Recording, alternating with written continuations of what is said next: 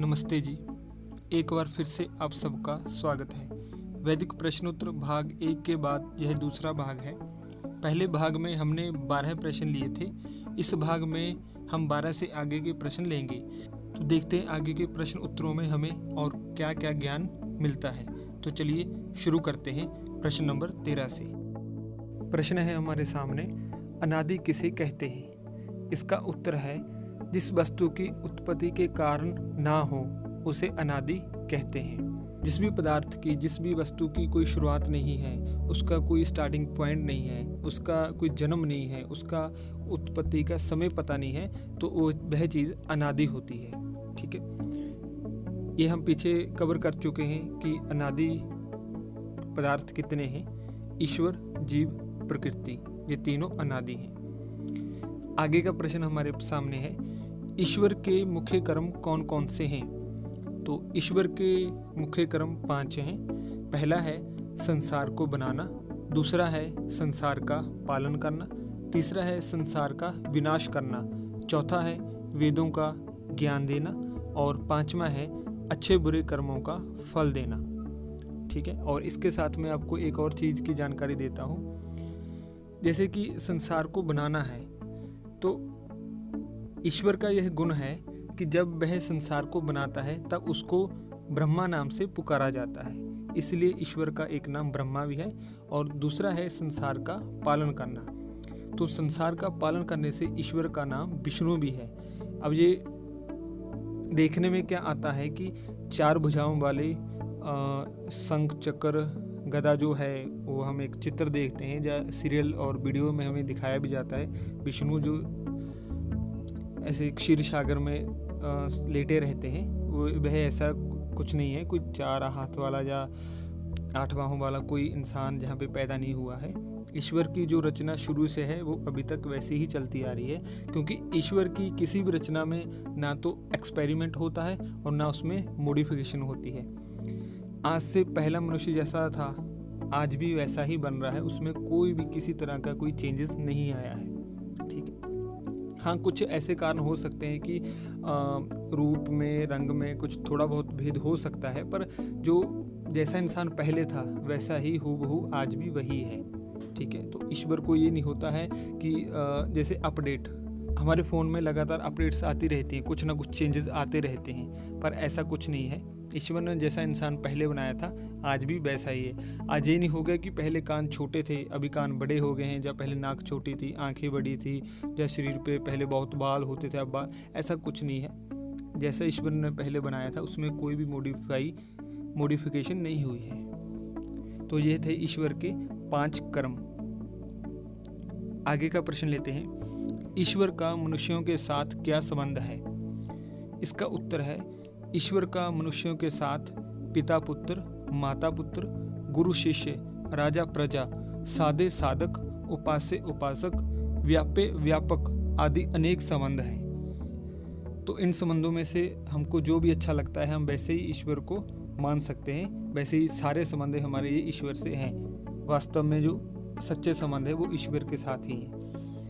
आगे का प्रश्न है, वेद में ईश्वर का क्या स्वरूप बतलाया गया है? इसका उत्तर है, वेदों में ईश्वर को सर्वव्यापक, सर्वज्ञ, निराकार, न्यायकारी, कर्म फलदाता आदि गुणों वाला बताया गया है। अगला प्रश्न है, संसार कब बना? तो यह संसार 1,96,8,53,122 वर्ष पूर्व बना। इतना समय हो चुका है संसार बने को, सृष्टि रचना को, और संसार और वेदों का जो समय है वो एक जैसा ही है।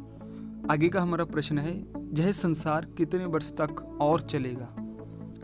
तो जहाँ पे संसार की उम्र पूछी गई है, जो जितना बीत गया है और उसके बाद कितना बचा है, अभी जिस सृष्टि जो है, यह सृष्टि जो है अभी और कितनी चलेगी? तो इसका उत्तर है, यह संसार 2,95,91,46,878 वर्ष तक और चलेगा। देखिए, एक एक चीज़ का हमारे यहाँ पे वैदिक धर्म में एक एक चीज़ का हिसाब किताब है। इसके ऊपर भी हम एक अलग से वीडियो बनाएंगे कि आखिर ये जो जानकारी है जी, इतना 96 करोड़ फलाना फलाना जो बता रहे हैं हम, ये कहाँ से आया है, ये मिला कहाँ से है, इसका प्रूफ क्या है, इसके ऊपर बहुत से प्रश्न खड़े होते हैं कि आपको कैसे पता लगा, कौन से ग्रंथ में आपके ये लिखा हुआ है। ठीक है, तो इसके ऊपर हम अलग से वीडियो बनाएंगे कि सृष्टि की ये आयु है, सृष्टि कितना ये समय चलेगी, कब प्रलय होती, कब, सबके ऊपर हम एक अलग से वीडियो बनाएंगे। आगे का हमारा प्रश्न है, रामायण का काल कितना पुराना है? तो इसका उत्तर है, रामायण का काल लगभग 10 लाख वर्ष पुराना है। और हमें पढ़ाया क्या जाता है कि रामायण को भी कहीं पे लिखा है 4000 वर्ष हुए, कहीं पे 5000, कहीं पे कुछ लिखा है, कहीं पे कुछ लिखा है, पर इसका जो सही समय है वह है 10 लाख वर्ष पुराना। इसकी भी समझ आपको वहीं से आ जाएगी जब हम सृष्टि का जो इसकी सृष्टि की उम्र है, सृष्टि कितनी पुरानी है, कब बनी, कैसे बनी, उसी में हमें ये सब चीज़ें कवर हो जाएंगी। आगे का प्रश्न है, महाभारत का काल कितना पुराना है? तो महाभारत का जो काल है वह भी लगभग 5200 वर्ष पुराना है, इसके आसपास ही है। अगला प्रश्न है, पारसी मत कितना पुराना है? तो इसका उत्तर है, पारसी मत लगभग 4500 वर्ष पुराना है। आगे का हमारा प्रश्न है, यहूदी मत कितना पुराना है? तो इसका उत्तर है, यहूदी मत लगभग 4000 वर्ष पुराना है। अगला प्रश्न है, जैन बौद्ध मत का काल कितना पुराना है? तो इसका उत्तर है, जैन बौद्ध मत का काल लगभग 2500 वर्ष पुराना है। अगला प्रश्न है, शंकराचार्य का काल कितना पुराना है? तो इसका उत्तर है, शंकराचार्य का काल लगभग 2300 वर्ष पुराना है। अगला प्रश्न है, हिंदू पुराण मत का काल कितना पुराना है? तो हिंदू पुराण मत का जो काल है वह लगभग 2200 वर्ष पुराना है। 2200 वर्ष के आसपास में ही जो पुराण हैं ये रचे गए हैं। और इसके बाद है, ईसाई मत कितना पुराना है? इस प्रश्न का उत्तर है, ईसाई मत लगभग 2000 वर्ष पुराना है। तो जो अभी ये चल रहा है, जो भी 2021 चल रहा है, तो ये सब कहाँ से है? ईसाई मत से है।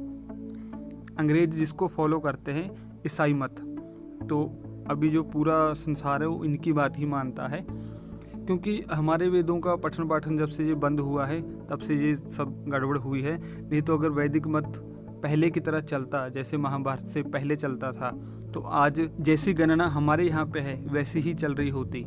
आज भी वही 1,96,08,53,122 वर्ष चल रहा होता, वही समय, वही हमारा जैसे अभी विक्रम संवत चलता है वही चल रहा होता। पर खैर क्या कर सकते हैं। अगला हमारा प्रश्न है, इस्लाम मत कितना पुराना है?